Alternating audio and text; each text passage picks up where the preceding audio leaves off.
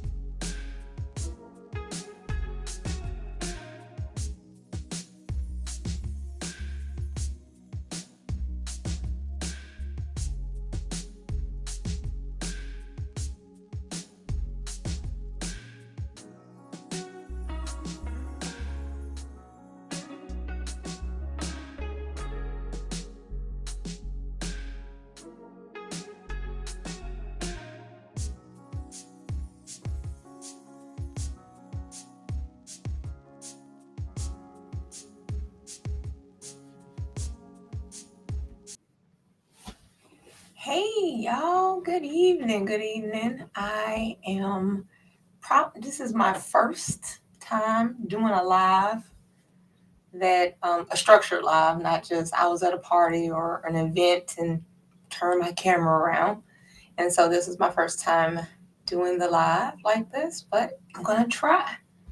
Today was a hard day. I was trying to do this for hours, not because it was difficult, but more so because it was a little daunting to be like, okay, to be in front of people.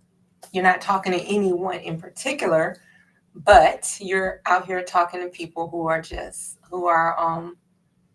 out here, on the internet. So, but anyway, I was on the Melanated Families homeschool group, and I noticed that Dr. Tina Ramsey, who is the facilitator of that group, Facebook group, and if you're homeschooling, please join the Melanated Families homeschool group. And with her homeschool group, she has several things that she kind of curates a conversation throughout the day.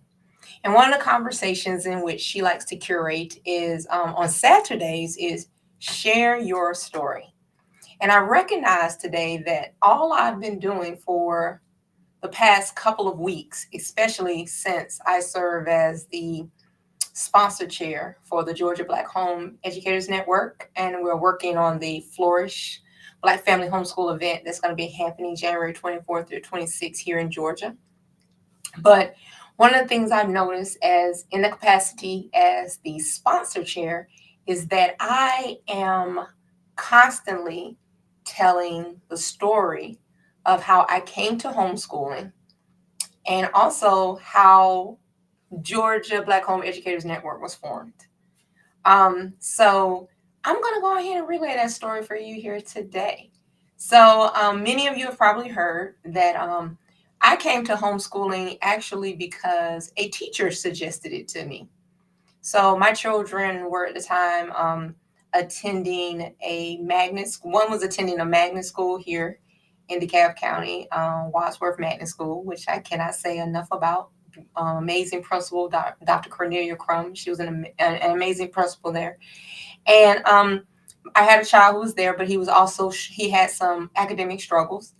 And I was spending a lot of time there volunteering with everything. And they greatly appreciated me being in the space, helping with my child, actually volunteering with the library because at that time they didn't have a librarian.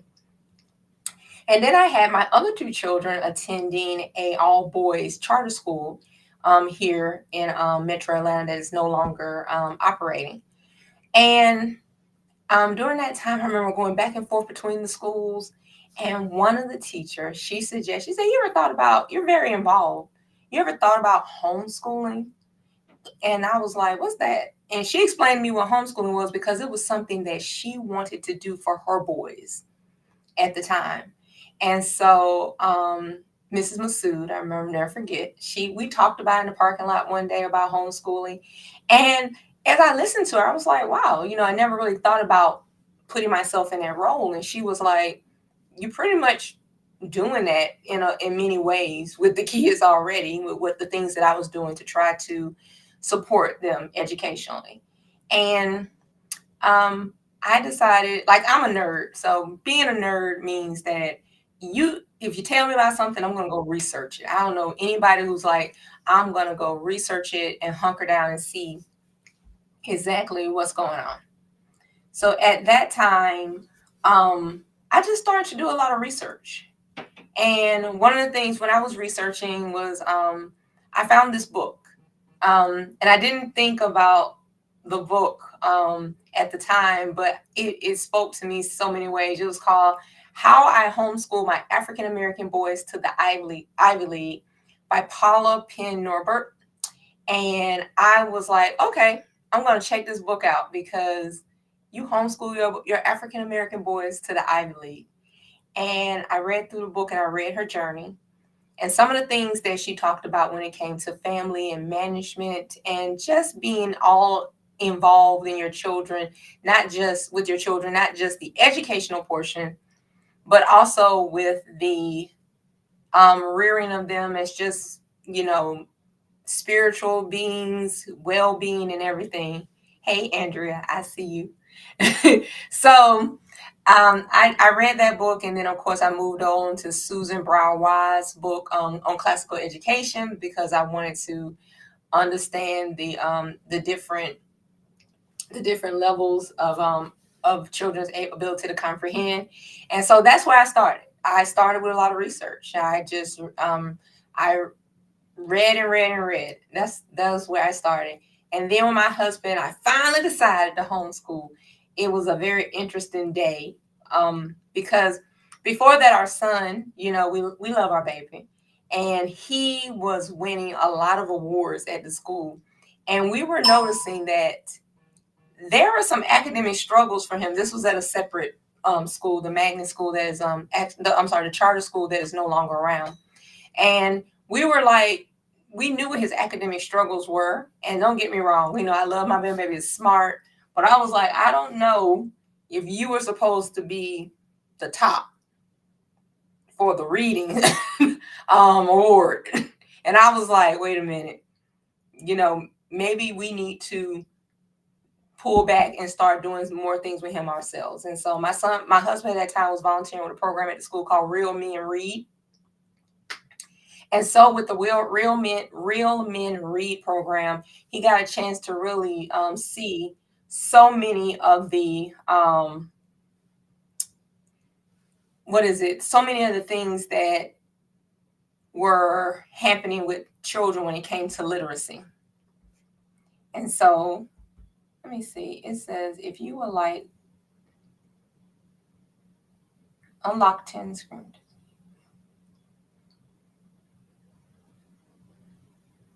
Okay. Well, I don't know. I'm trying to figure out how my if the stream is actually going out to a lot of people, but we will see. But no, so we decided to go ahead and continue on with homeschooling our children in that way. And that's just what we started. When we started homeschooling, we really did not know what we were doing. I didn't know what I was doing because I all I knew was that I wanted to start off by not homeschooling first. I just wanted to sit back and let the children figure out what they're going to do. And so we spent all our time going to the library. We went to the library, we picked up books, we were constantly engaged in just the activities of helping them to learn how to read. So if anybody else is out there who's in the midst of this, I'm trying to figure out if this is actually being streamed out. Because I think I got some comments, somebody.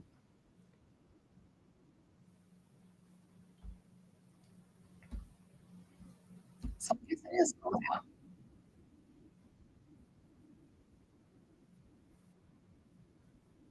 Okay. All right. I figured it out. But so we just decided to homeschool, and in the process of homeschooling, I started off with just taking the children to the library, and finally ran into another woman who was with her children at the library. And I kid you not, I knew I found my tribe because at that time I was taking my children to the library with a clothes basket and throwing a bunch of books in a clothes basket because we needed that many books and bringing them home. And so the method we would use for homeschooling at the time was like we would sit in a circle and read and pass the book to the person to right of us as we would read in the circle. So if we were reading about the Navajo Indians, then we had like 5, 6 different books on the Navajo Indians. I may have put some bookmarks in there, and we would pass it around. My youngest daughter, she couldn't read. She was, or I think she was three. No, she was about 4 at the time, and so she had coloring sheets that went along with what we were doing, and that was how we started off homeschooling. And we cooked food, a lot of food. We made food. Whatever food was matching the people group we were studying, that's what we were doing. And so we just were enjoying that. And then at one point, my husband looked at me and said, so when are they going to start using a curriculum? When are they going to start going to school in some type of way? And that's when I started looking into curriculum. And the first curriculum I came across was a standard private school Christian curriculum. I'm not gonna say their name, but I started off with them. Many of the private schools use them, and as we began to use that curriculum, my older children began to complain about the fact that the curriculum didn't show them, didn't have any cultures that were African cultures in a nice light to them. So they were showing various children in their homes, and then when they got to the children of Africa, they showed them standing outside of a hut. And I remember my daughter was first grade, and she was like, "What is this?" And I was like, I have to do something different. I have to start looking for things to supplement to help my children see themselves. As Amber O'Neill Johnson's, she talks about the amazing mirrors and beautiful images that we want our children to see. And I was in the midst of trying to figure out that in 2015, like which direction am I going in? How am I going to introduce images of our children to them that are beautiful, that are amazing? And so, and it's really not that hard in the field trip form around here because we're in Georgia. So there's so many Black history and civil rights opportunities as far as like field trips go here in the metro Atlanta and in the South. And to be a part of your child's education where you can judge them from an emotional standpoint, a psychological standpoint.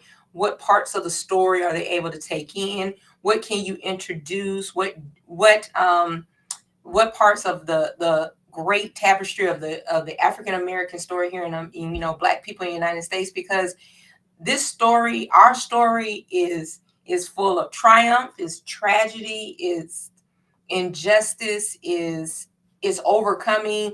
It is all things wrapped into one. And so I want to be able to introduce that story to my children, not with from a standpoint of them feeling ashamed or embarrassed or even delving into radical anger, but to understand that from a place of you should feel upset about the injustice that happened to our people.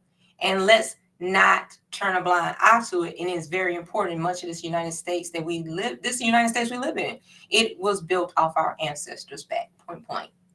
So I wanted my children to get that story, to get that complete story of our people. And that's why I started to really incorporate African American history and family history, because that's a part of it, family history, into our homeschooling experience. So as I've gone through my homeschooling experience along the way, I found from this mother who I met at the library, who had the clothes basket she was filling with books too. I met her, and she was a part of a homeschool group. And I went to the homeschool group and was surprised it was a homeschool group full of Black parents and families.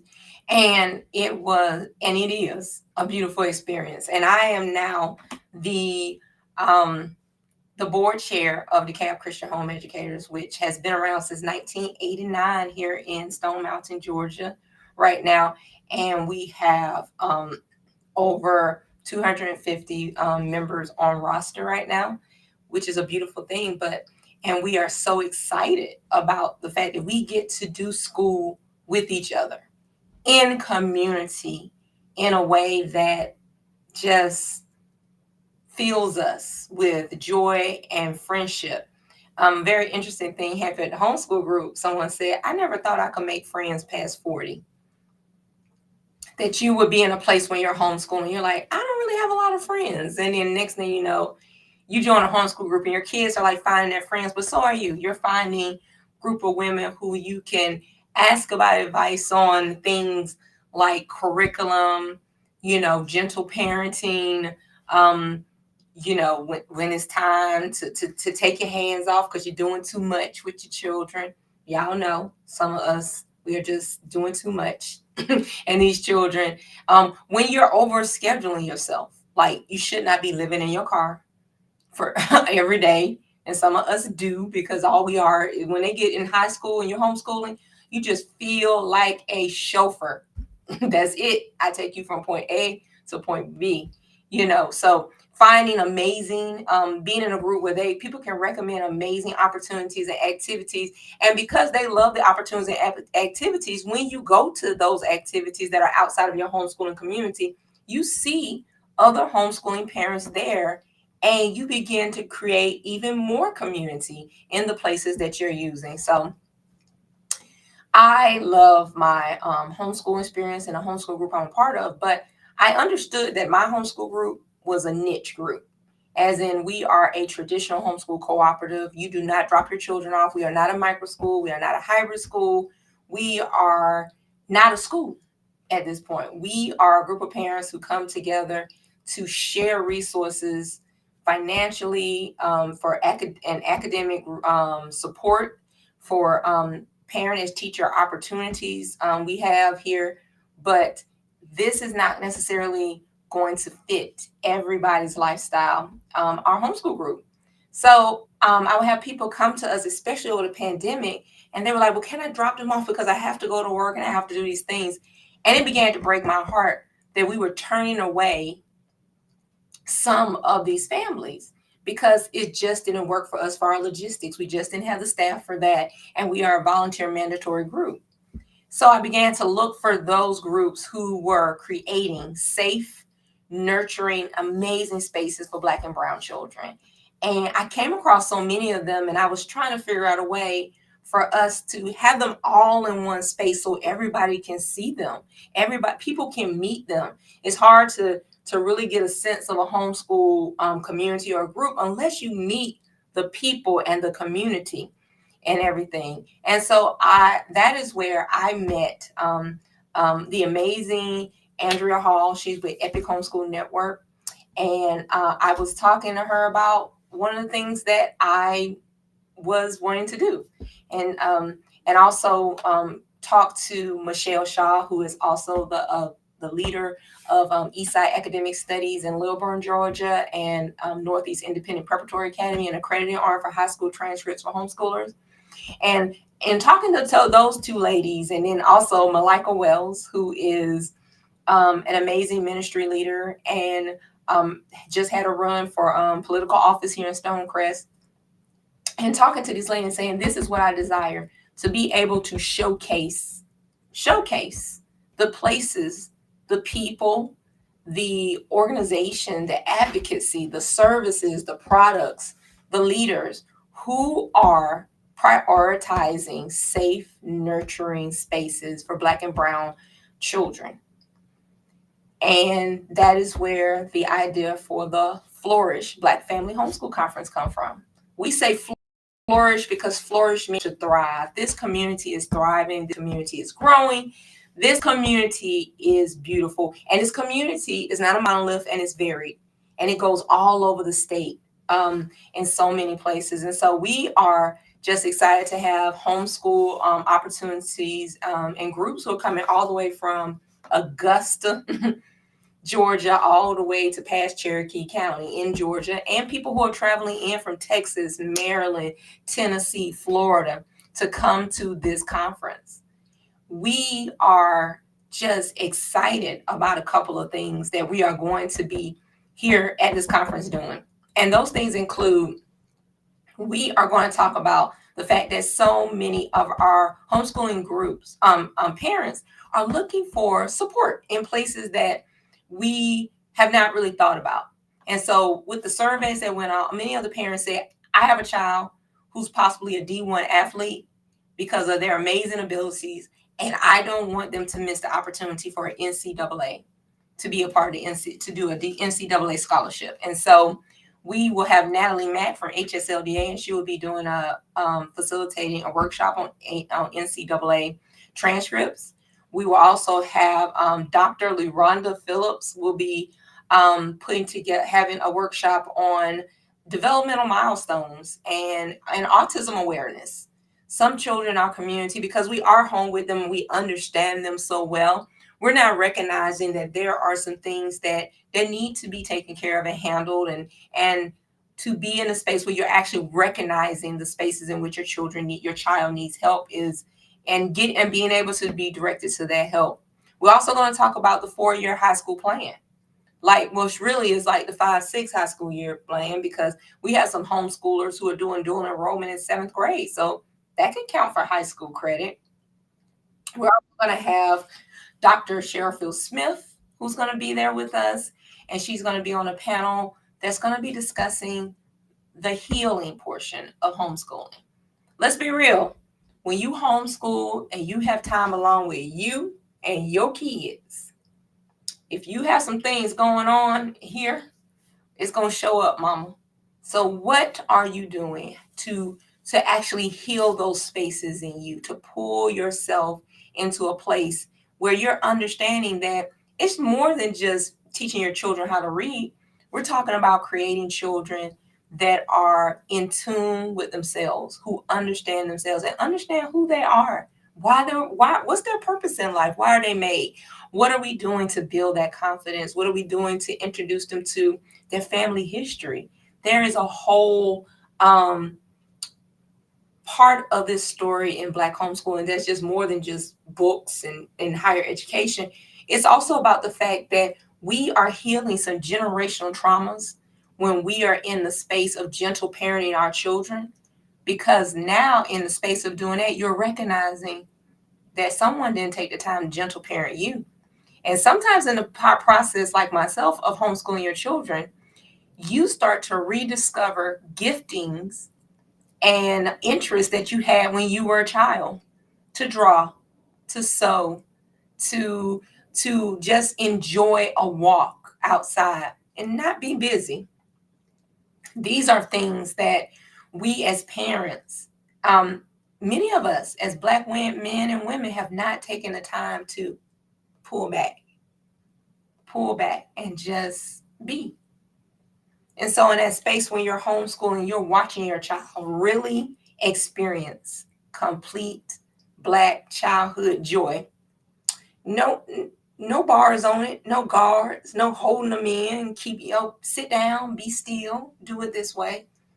Just childhood, Black childhood joy, safeguarded, protected, and complete. That is something that every parent deserves. Every child deserves childhood joy. And so, what we're doing at the Black Family Homeschool Conference is that we're taking this moment and this time to say, hey, let's get together. Let's talk to each other. Let's find mentors. Let's figure out life, the things that we want. Whatever you desire, it is available. This is, I try to say this is like the buffet of diverse homeschooling options. And so if you are in it, if you have a business, a product, or a service, and you would like to be an exhibitor at the Black Homeschooling Conference, please take a moment to check out our website and see if there's anything that you can be an exhibitor. You can also function as a sponsor. We have sponsorship opportunities and we also have exhibitor opportunities. Our website is georgiablackhomeeducators.org.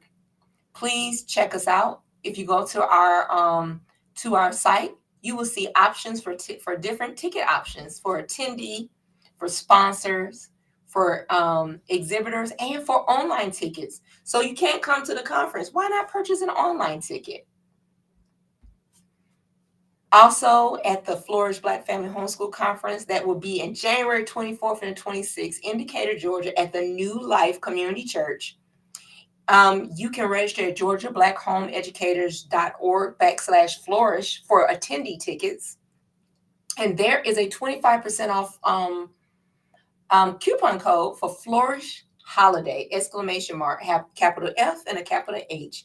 That is Flourish Holiday, exclamation mark. And that's a 25% off discount code that can be used for an exhibitor space, an attendee space, and an online and the online ticket space.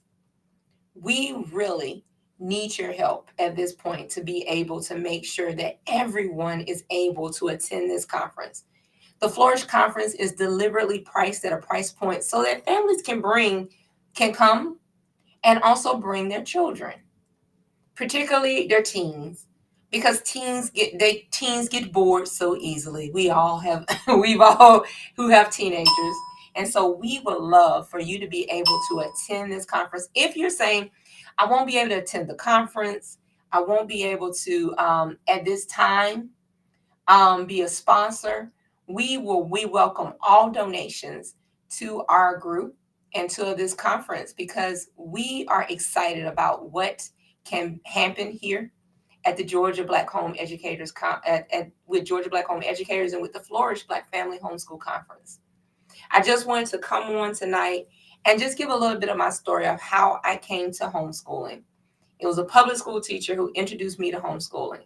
I think the narrative that we have heard many times from groups is that homeschoolers dislike public school teachers, and that's not true. Homeschoolers love public school teachers. We love teachers.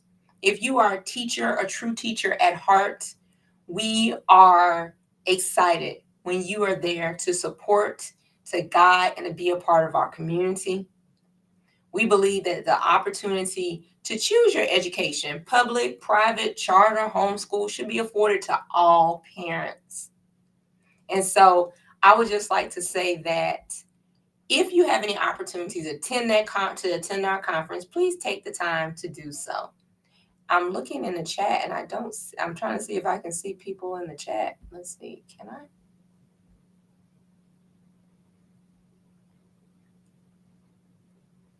So I don't think I don't have the ability to see that, but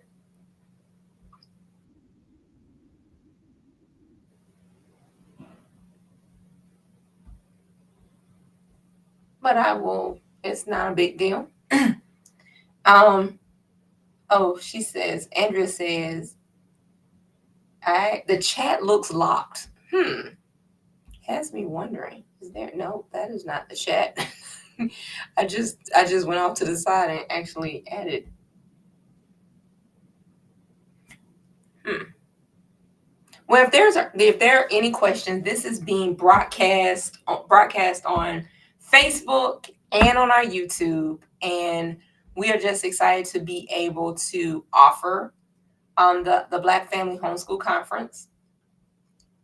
Let me go ahead, and if you want to donate, up there in the top hand in the corner, you will see a donate um, the donate QR code to donate to this worthy cause and to what we're trying to do here to support our Black families. If you want to check out our website. Everything is on our website. And so I just want to leave you with one final thought. We've been here 30 minutes, and I just want to leave you with one final thought. It says the live button is blocking. Oh, thank you. So I'm just going to take that down. So this is my first time out trying to do some things and maneuver with it and see what I can do. Let's see. But you can follow us on social media at Georgia Black Home Educators. But if you're on Twitter or TikTok, we are at GA Black Home EDU if you want to follow us there.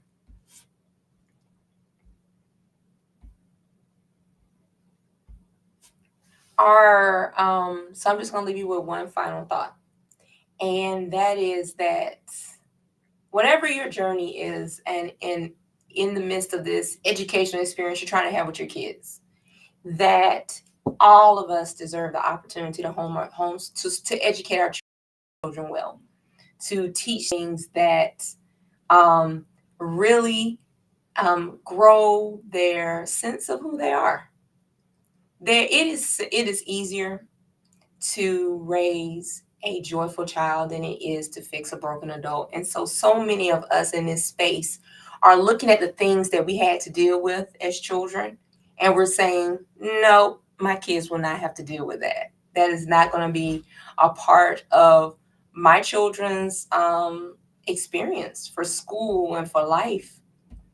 I would encourage you to spend time, whether your children are in public school or private school, wherever they are. Spend time to talk with your child and learn what's their interests. We all can spend time helping to fuel our children's interests, the things that drive their curiosity and push them toward great things. Right now, as a homeschooling mom who's graduated 2 homeschoolers, I have one that's a senior at Kennesaw State and another one that is a sophomore at Morehouse College.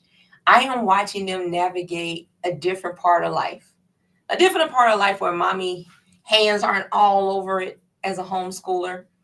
And I am grateful for the homeschooling community that's come alongside me to say, maybe you should pull back from being so hovering on that situation, or hey, did you look a little bit closer at that, or you know what, I can recommend a geometry curriculum that child will really understand. And just to be in that space and in those moments where you have people who have walked the path before you. None of us are going to be able to tell another exactly what their journey needs to be. It is unique, it is beautiful, and it is amazing. There are various reasons why we take this journey, but I want each of you to understand that this conference and this space in which we come into to be a part of validating each other's journey. And so I bid y'all good night and say, please join us in Georgia at the Black Family Homeschool Conference, January 24th through the 26th. If you are a vendor, please, exhibitor, or a sponsor or donor, please go to our website at GeorgiaBlackHomeEducators.org. And please select the appropriate tab that you need. We appreciate you and have a blessed night.